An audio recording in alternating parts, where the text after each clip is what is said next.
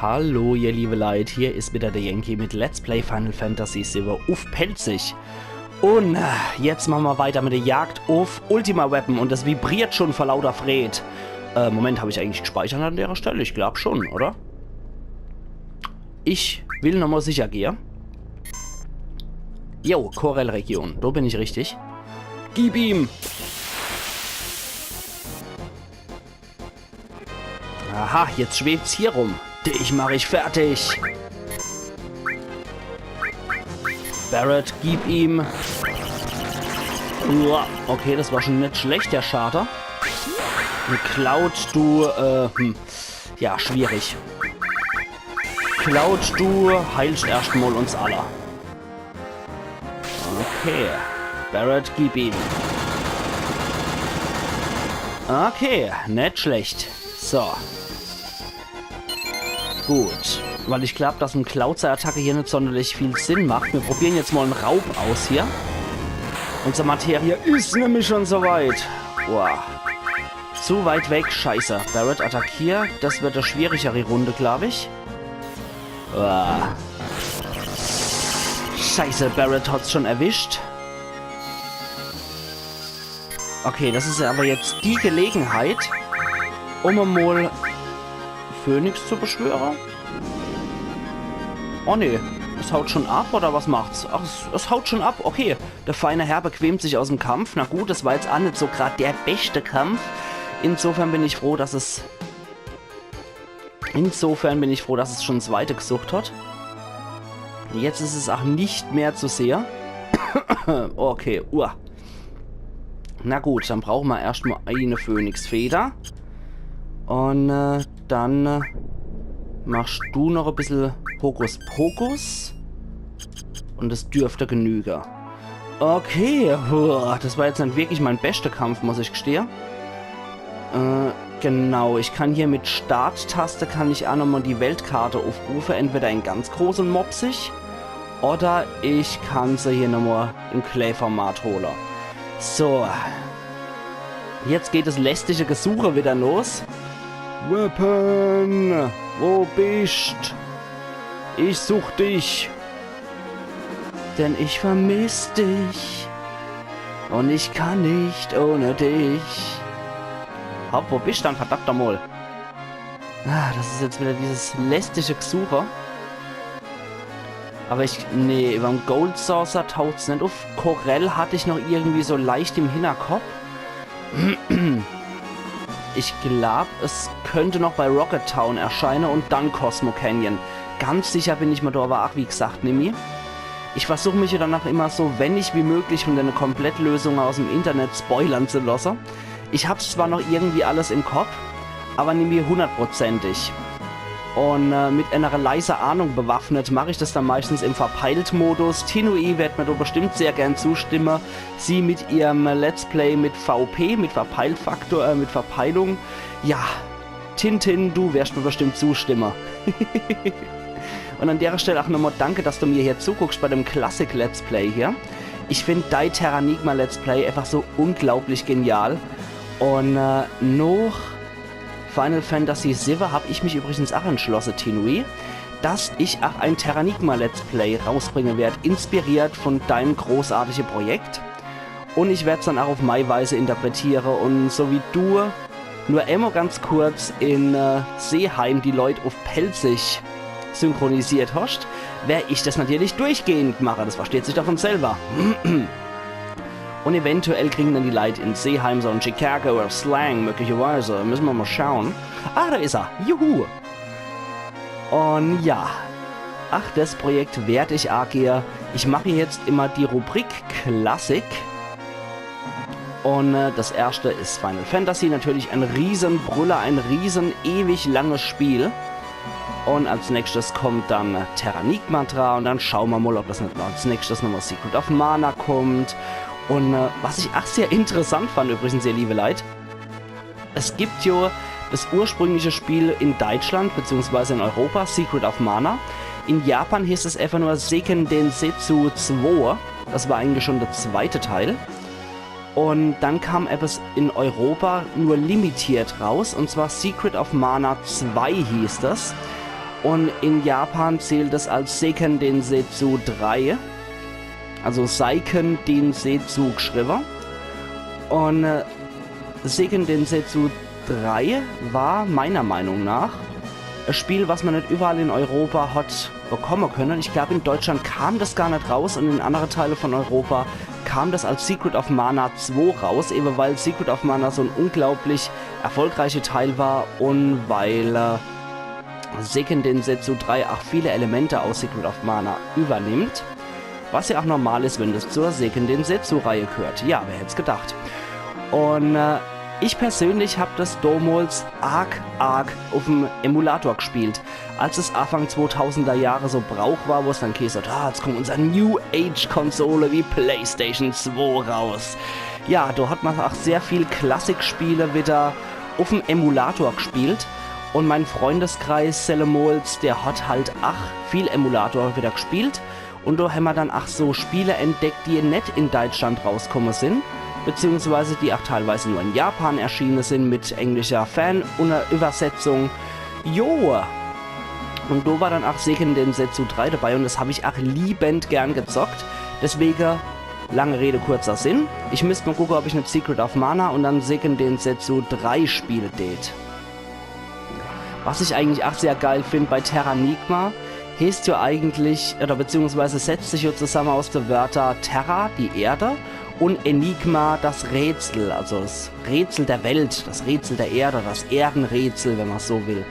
Und auf Japanisch, weiß ich, habe ich es jetzt gar nicht irgendwie ganz im Kopf, aber es heißt auf übersetzt die Erschaffung von Himmel und Erde. Das finde ich sehr geil eigentlich. Ach, ich muss nochmal nachgucken, wie es auf Japanisch heißt. Das habe ich jetzt nämlich so im Kopf und mein Japanisch ist auch nicht so besonders gut. Da ist eher meine Schwester diejenige, die das gut kann. Okay, du bist wieder über Midel, du Knorzer. Na gut, die ergebe ich. So, da speichern wir nochmal. Dass da nochmal noch Midel kommt, hätte ich jetzt echt nicht gedacht. Zack und zack. Dich mache ich fertig. Voll in der grüne Glibberstrahl reingerannt. Und Barret, attackier mal.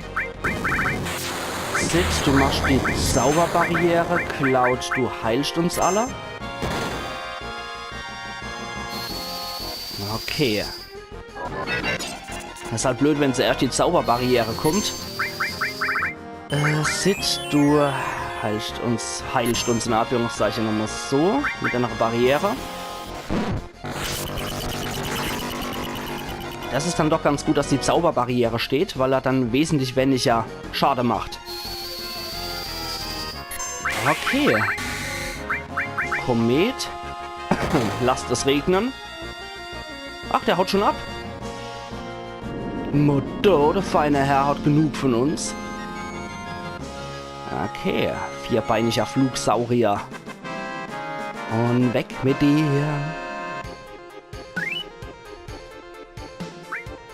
Wieder nix. Außer Speise nix gewesen. So, jetzt ist die Frage, wo es jetzt hier geht. Ich habe es jetzt schon 4-mal bekämpft. Da ist er wieder. Jetzt kann ich da wenigstens wieder hinterher wascheln. Und allmählich gehen wir die Themen aus. Also finde ich endlich beim Cosmo Canyon Ei, du Mistvieh. Ich will dich nicht ständig bekämpfen müssen. Bis der feine Herr sich mal endlich entscheidet, wieder stehen zu bleiben. Ich probiere das jetzt mal wirklich mit Distanz einzuhalten. Ja. Ach ja. Ich probiere es jetzt einfach mal mit Distanz zu verfolgen. Und wenn es halt ein bisschen im Horizont verschwindet, dann verschwindet es halt ein bisschen im Horizont. Da kann ich ja immer noch in die Richtung gehen. Ich glaube, das liegt auch daran, dass ich das Vieh mal gerammt habe, dass es sich nicht für der endgültige Ort entscheiden kann. Ich glaube, dafür muss es dann wirklich einfach mal sein lassen. Okay.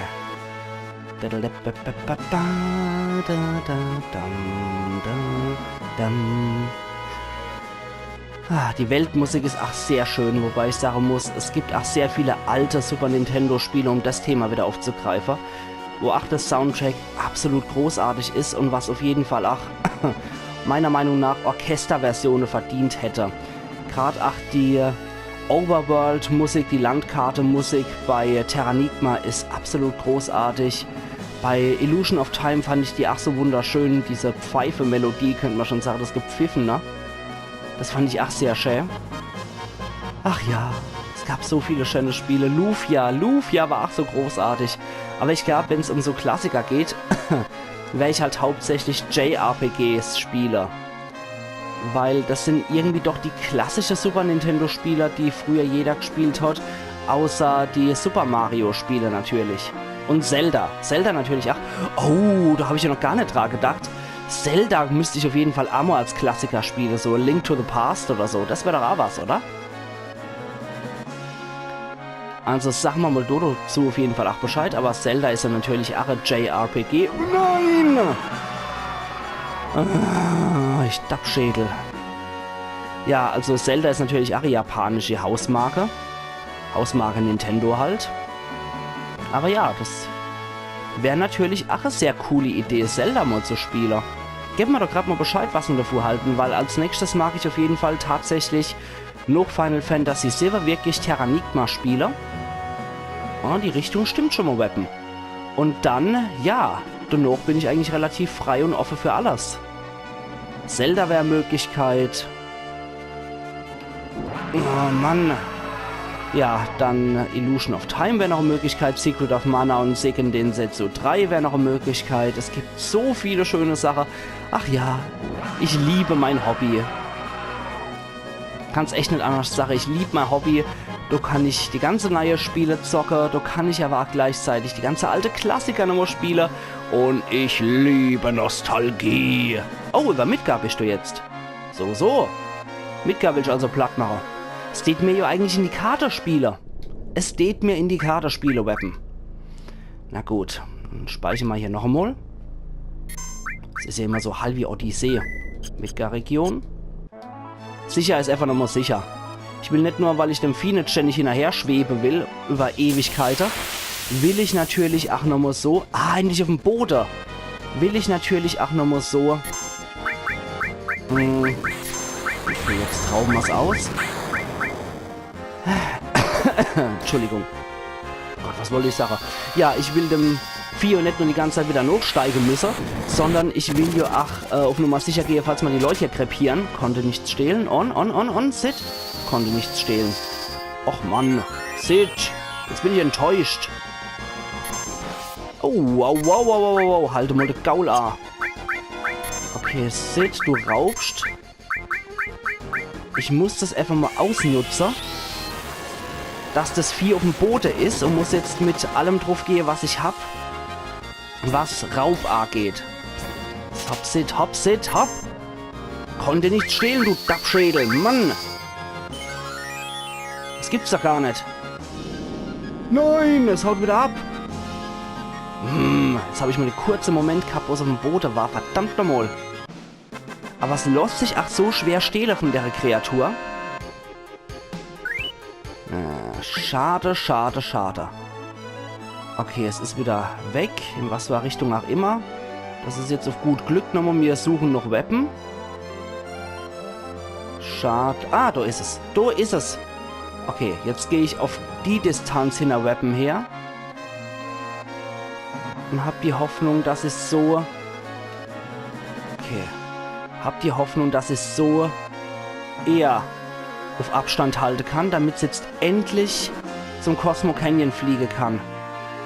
Wo es dann letztendlich bleibt und der Weg zum alten Wald öffnet für uns. Wow, das ist schon ein bisschen zu nah gewesen gerade. Ich lasse es jetzt mal da einfach rumschweben und folgen auf Abstand. So. Nein, och Mensch! Genau in die Richtung gejagt. Ich habe hier die Hoffnung, dass das Rammer jetzt nichts damit zu tun hat, dass es nicht sein endgültiger Ort findet. Und ich hoffe, es findet jetzt endlich sein endgültiger Ort beim Cosmo Canyon. Aber ansonsten das Vieh nicht zu rammen ist teilweise schon recht schwierig. Aber es hat ja auch wieder ein bisschen abgewechselt. Das ist ja über Midgar erschienen. Ja, jetzt geht es wieder in Richtung Midel. Und von dort aus... Wow. Okay, ich behalte dich im Arsch. Keine Ahnung, wo du bist gerade. Aha. Da bin ich wieder hinter mir hergeschwebt. Okay. Mann. Also das mit Weapon ist schon etwas nervig. Das kann man nicht anders sagen. Dass ich nachher fliege, das ist schon wirklich nervig. Ah, du musst doch hier in die Cosmo-Region. Du willst du doch ganz unbedingt hier Weapon.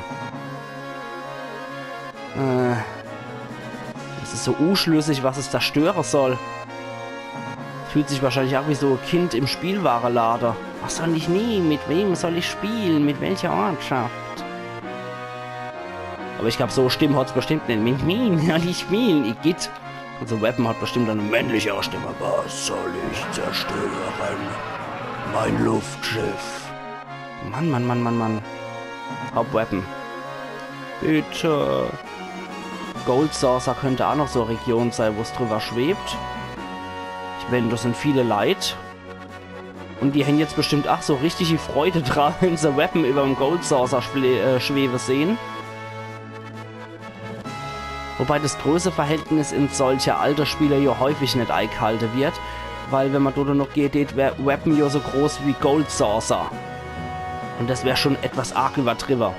Weil wenn es vor uns steht, ist Ultima Weapon ja das kleinste Weapon eigentlich.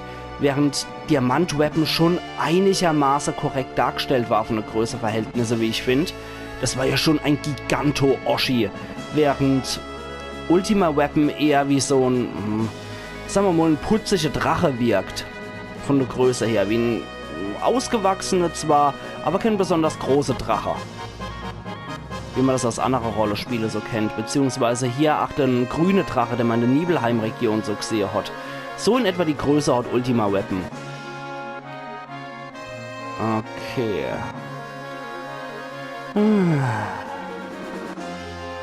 Find doch endlich dein endgültiger Standort. Ich habe keine Lust mehr. Vor allem könnte man dann bis zu 3 Teile brauchen, nur um Weapon zu plättern. Ich hätte auf der anderen Seite natürlich auch Cuts reinschneiden können, so ist er nicht. Ach ja. Wissen wir was, wenn es jetzt nicht an seinem endgültigen Ort erscheint beim Cosmo Canyon, dann würde ich sagen, ich cutte die Szene immer raus. Und wir sehen uns dann wieder das nächste Mal, wenn es bei seinem nächsten Aufenthaltsort erscheint. Also ansonsten sitzen wir da echt ewig und 3 Tage dran. So können wir es ja auch nicht machen. Ja, ramm mich nochmal. Also Spaß macht. Ob jetzt endlich Kosmonauten Kanyon. Der wartet auf dich.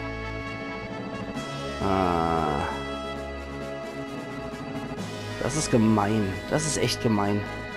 Auf der anderen Seite könnte ich auch einfach 20 Minuten auf der Weltkarte ausruhen und warte, wo es dann erscheint. Aber es sieht immer so brachial aus, wenn Weapon über so einem Ort schwebt und diese grüne Energie sammelt. Das wirkt halt schon, als hätte man nur gewisse Zeit, bis es einen Ort zerstört. So, komm schon.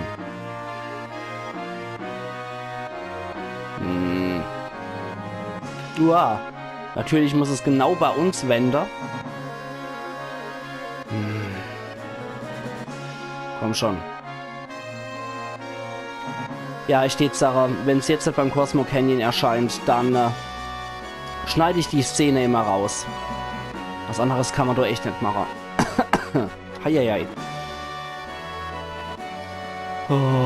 Hopp.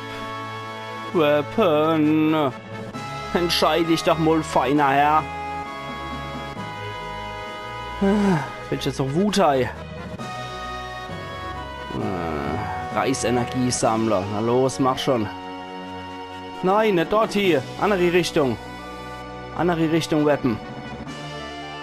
Nein, ach, nicht in die Richtung. Ja, in die Richtung ist besser. Okay, jetzt magst du gern Wutai. Nee, magst du doch nicht.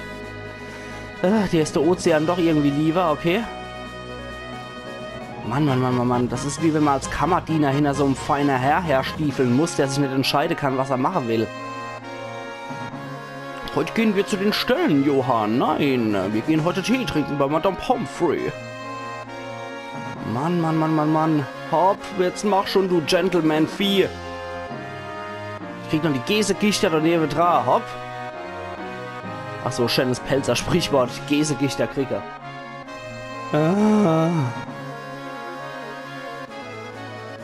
Zwischen dem Deal und dem letzten Deal habe ich jetzt auch nochmal eine Karte. Natürlich hat er sich wieder verschluckt beim Putzer. Habe ich natürlich auch nochmal eine Karte betreuen müssen. Das ist auch gerade so ein feiner, exquisiter Herr mit seinen Sonderbehandlungen. Ach Mann. Aber der hat sich relativ schnell wieder beruhigt. Ich war draußen mit ihm, habe ihn geracht. Habe ihn auf dem Stuhl sitzen gehabt, habe ihn gestreichelt. Habe gewartet, bis er sich wieder beruhigt. Und das ging innerhalb von 5 Minuten schon. Muss ich auch dazu sagen. Ah, du ist die Ritter der Runde Insel. Machst du der Ritter der Runde Insel? Magst du mir vielleicht Ritter der Runde rausholen? Das wäre geil. Hopp. Aber wobei ich mich auch echt immer frage, warum das Luftschiff nur auf Grünfläche landen kann. Ja, du bist. Du verwirrst mich, Weapon. Hopp. Such dir endlich der Ortschaft aus. Ich kann nicht mehr. Unser Kraftstoff geht alle. Das würde mich interessieren, ob sie das beim nächsten Final Fantasy, also bei dem Final Fantasy Remake eventuell so machen täten, dass man Kraftstoff nur limitiert hat fürs Luftschiff. Da bin ich immer echt sehr gespannt, wie das generell gelöst wird mit Open World und ja, wie die Vehikel so drauf sind, wie der Land Rover drauf ist, dieses Wüstefahrzeug, wie die Tiny Bronco aussieht, wie das Luftschiff, die Highwind aussieht und wie natürlich dann auch die Chocobos so aussehen und das U-Boot. Da bin ich sehr, sehr gespannt drauf, was die im Remake draus machen, ob die Kraftfahrzeuge eventuell auch Sprit brauchen, ob man da noch vielleicht so Minispiele hat zum Spritbeschaffer oder so. Ja, das wird sich zeigen. Ich habe jetzt keinen Bock mehr, es ist mir jetzt egal, ob ich dich ramme oder nicht. Ich will einfach nur, dass du zu dem Ort gehst, auf den es A kommt. Oh, jetzt geht's aber sehr zielstrebig, oder? Ja, jetzt scheint es sehr zielstrebig zu fliegen. Aha.